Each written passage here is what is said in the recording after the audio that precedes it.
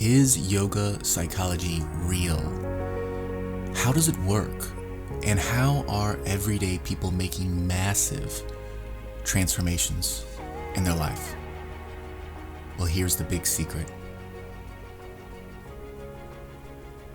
You'd be excited to hear a story about a student. So before he knew this secret, he was overweight, working a job he didn't love. He had bad habits that dominated his life. He was drinking soda. He hated that he always felt sick in his body. He just didn't enjoy himself. And honestly, he told me that he felt secretly ashamed and guilty. But by practicing this system of yoga and psychology and the real true secrets of it, it ultimately led him to become a truly happy person who's just become who he really is underneath all of that noise. So here's that system that practically anyone can use for achieving that freedom, personal freedom from suffering, while still living in the world. True yoga is a complete system for conquering unhappiness, unhealthiness, and simply getting in tune with yourself, your inner self, and becoming your potential beyond all the domestication and the learned behaviors and the chains that seemingly society wants to place on us. The trick is that the system is mostly secret or unknown or misunderstood for many reasons. Number one, in ancient times, it was really never written down or exposed to the public. That's only been in modern times.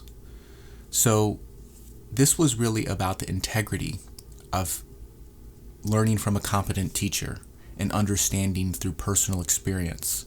It's about doing it and experiencing it. It's not about intellectual debate or theorizing. Even those things can be helpful at times. It's about removing common confusion, misunderstanding, compulsive intellectual contemplation, which we see everywhere these days.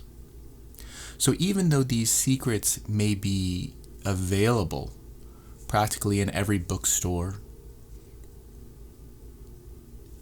many people are simply not ready to hear them.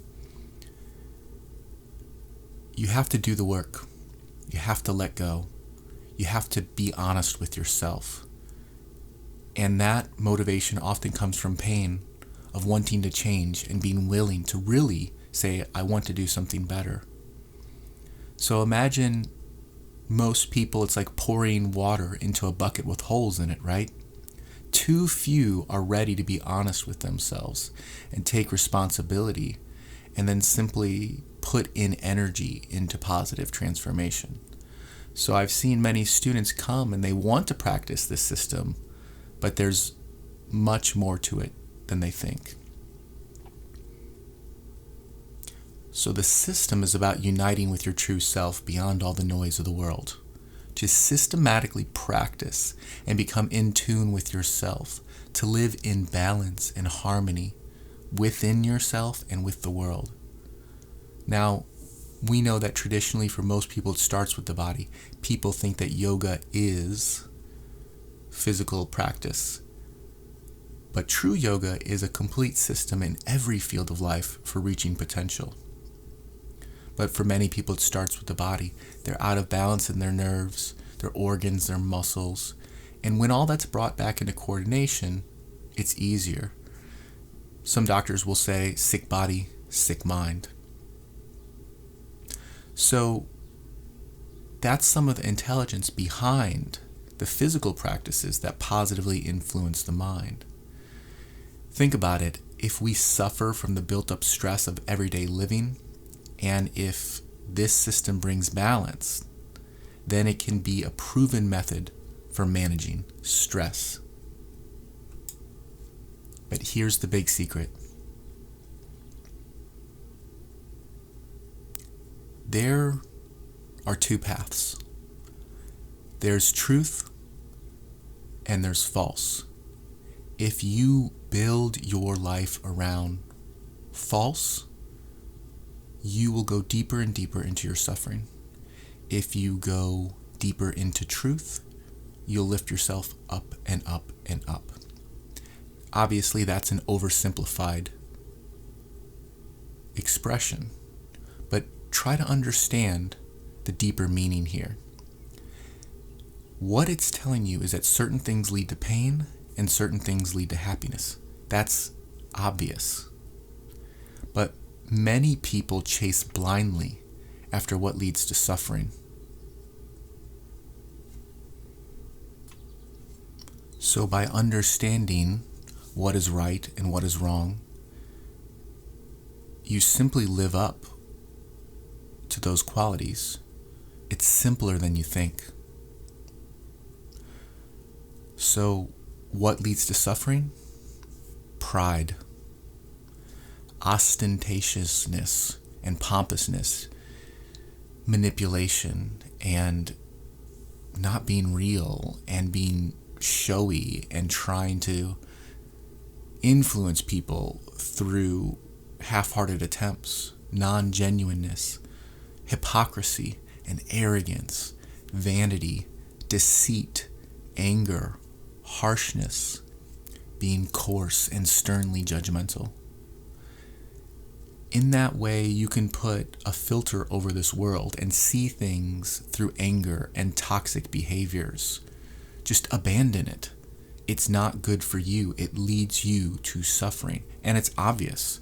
If you've ever been around people full of pride and arrogance and vanity, you've seen it for what it is. You want nothing to do with it. And when we practice that, it becomes who we are. So simply abandon that path. Realize, understand that it's toxic, that it's bad for you. It's not going to lead you anywhere you want to go.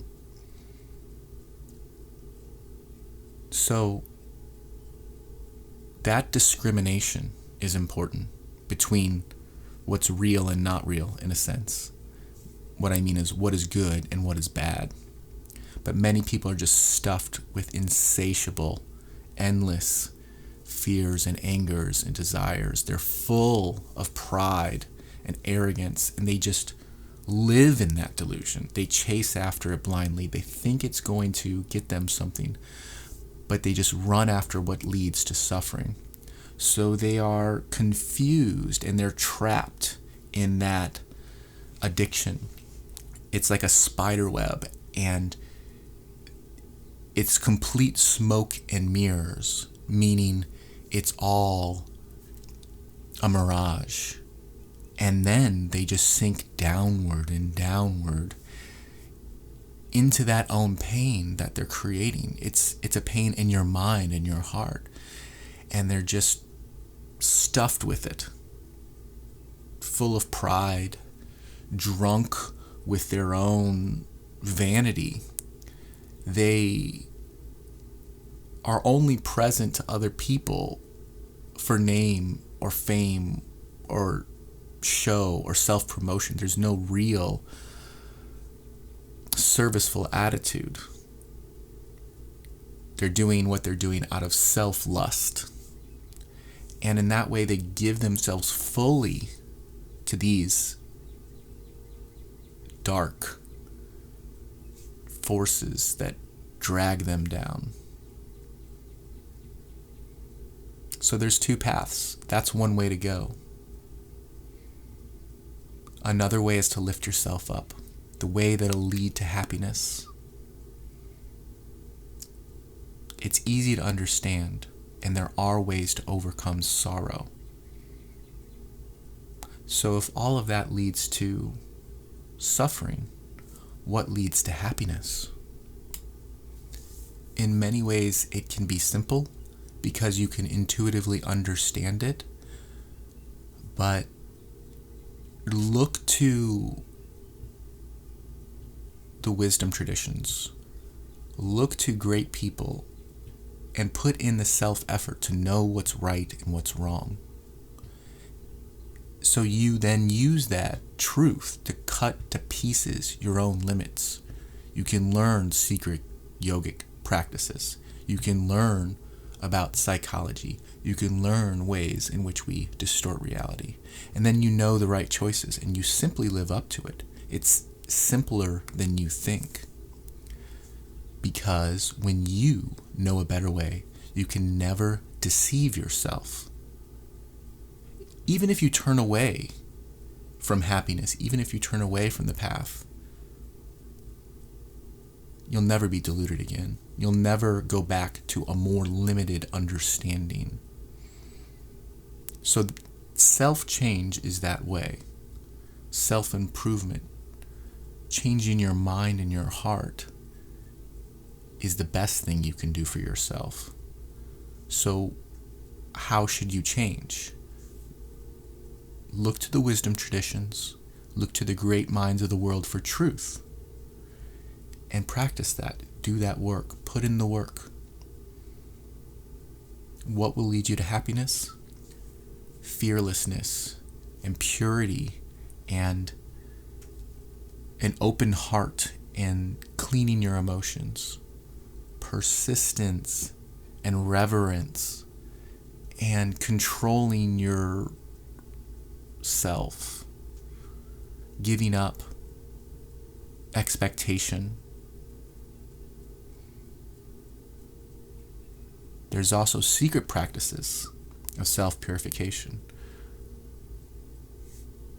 Straightforwardness, integrity, truthfulness, sincerity, love, compassion, joy, celebration, contentment. Not doing harm to people, which is inflicting mental, physical, spiritual harm, any of that. Letting go of anger. Turning away from worldly attachments. Being equal-minded.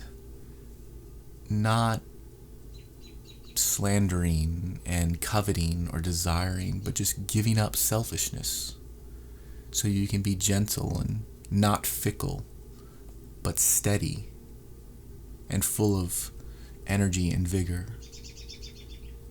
Full and being of clean mind and body, without hate and pride. It's simple. Do the work.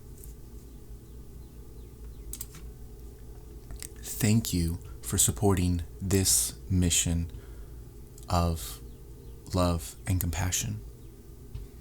It's about simple ways to truly let go and to better ourselves so we can be more fulfilled in this life.